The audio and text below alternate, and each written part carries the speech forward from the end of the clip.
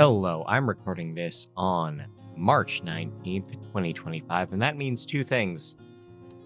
Maybe someday my editorial methodology will make sense, but otherwise it is time for the Darkness News Update, and it is backed by the National Association of Innovative Lighting Distributors, the only lighting association that really cares about making sure that exterior lighting at night makes sense. But let's get into the news. We have a new study that shows that constant light damages the memory of female mice. This is a study that showed that mice kept under light all day, 24/7, lost the ability to recognize objects or repeat mazes, a thing we do to mice a lot, and it's specifically females suffered more than males. Speaking of women, women in the UK are 3 times more likely to report feeling unsafe in parks. This is based on some survey data from Britain in 2022 that shows that there is a definite gender gap in how people feel about public spaces at night. And I want to remind everyone that safety is a feeling. Confession time. I can't go on roller coasters where my feet dangle.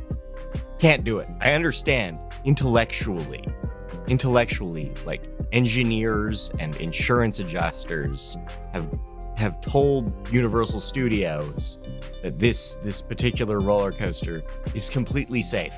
It's safe, but I don't feel safe, so it's not safe. And that's the thing we struggle with. We all struggle with it. We have to build that up. That's too big an issue for this show. An issue we can talk about for this show is that circadian rhythm has been linked with blood pressure and cognitive function.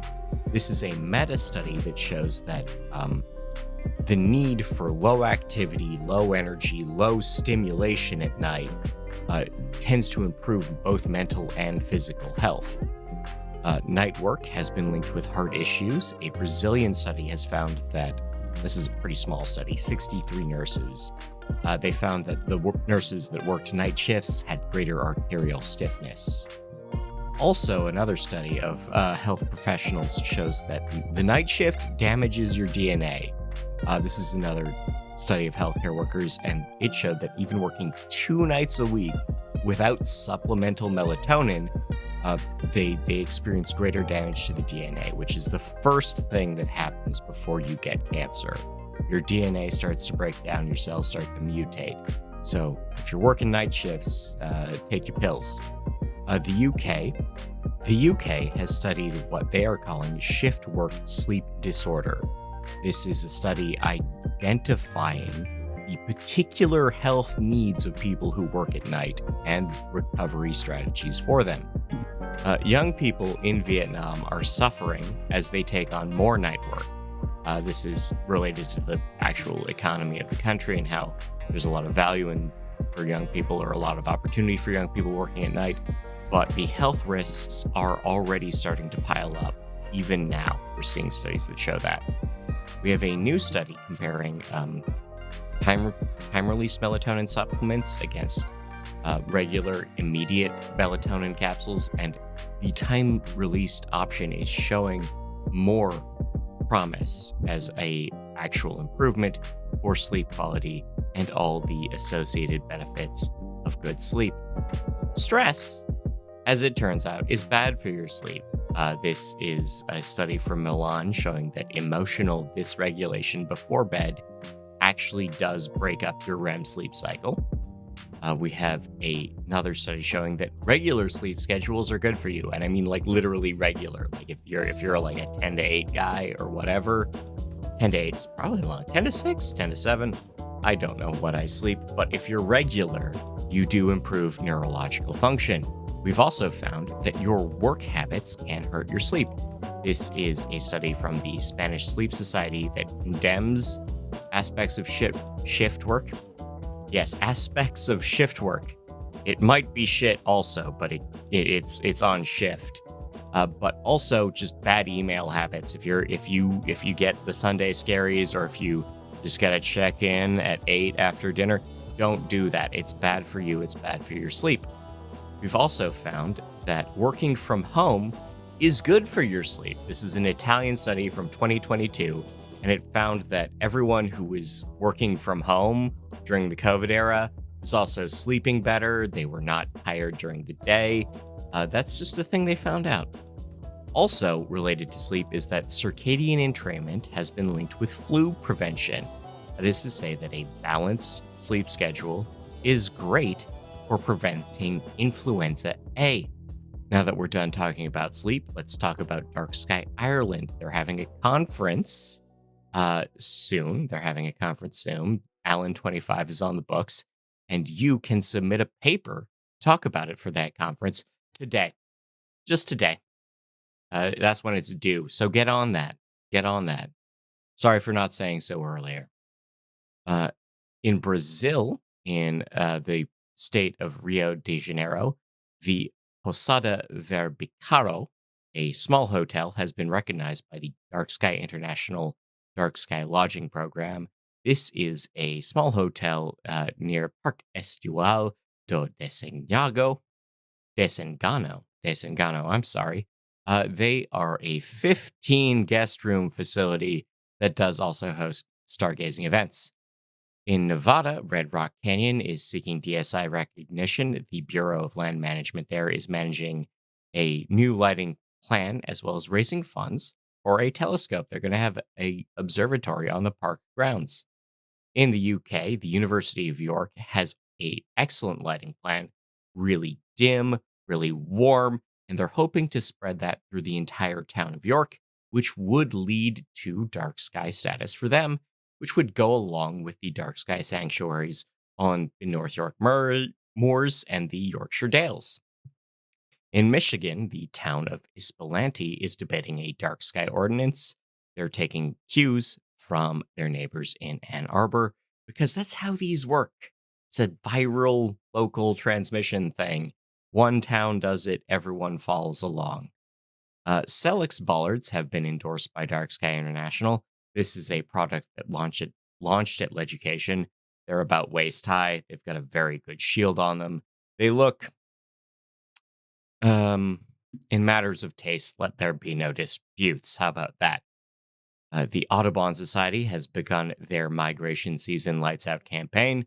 It's spring migration time for the birds, which means that the Audubon Society and a bunch of local governments are beginning their gentle reminders to reduce light pollution, especially from interior lights that might interfere with songbird motion. Lima, Ohio is among the first of the municipalities to follow along, but in this case, we had bird advocates hosting talks and lectures and useful information for business owners to help that.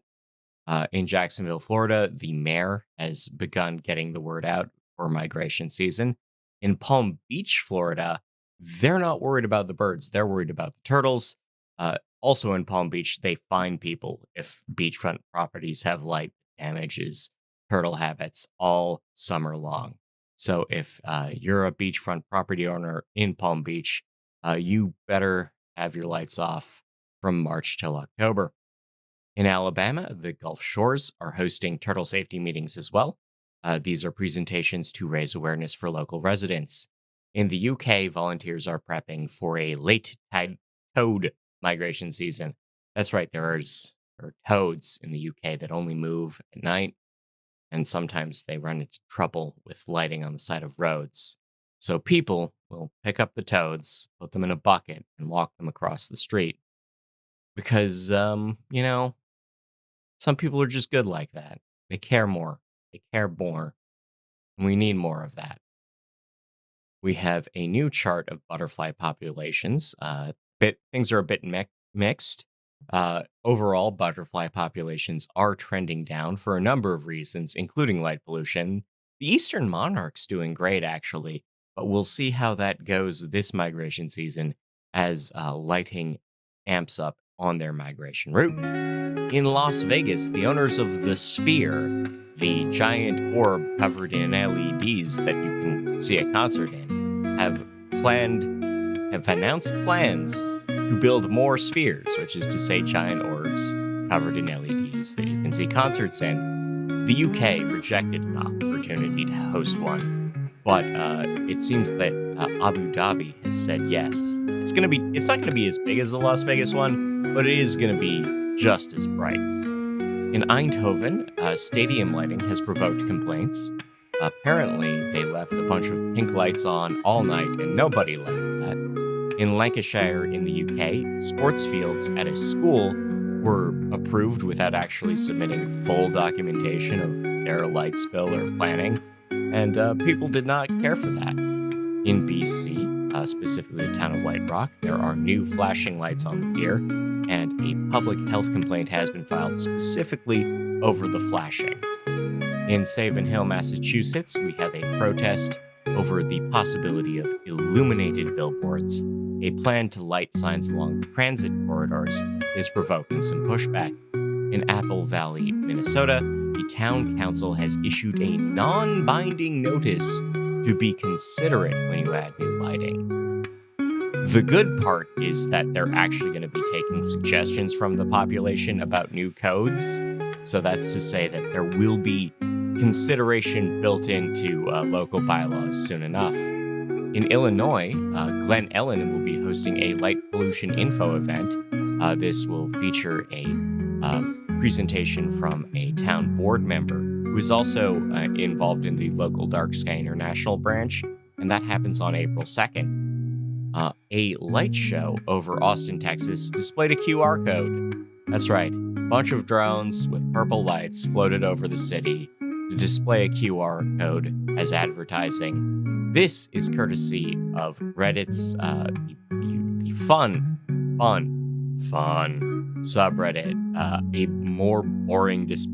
r/a boring dystopia. Speaking of boring dystopias, the Grok AI, the chatbot built into Elon Musk's Hell site, has gotten very active on explaining light pollution. Since March 7th, the bot has been in people's replies, talking about light pollution issues as it regards to astronomy.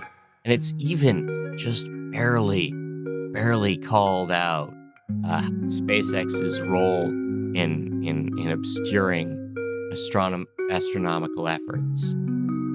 This is a very boring robot apocalypse, but I do endorse it. Moving on from that, a service called Sen. This is a new space camera that mostly lets you watch Dragon capsules as they dock with the International Space Station and watching the Earth spin by.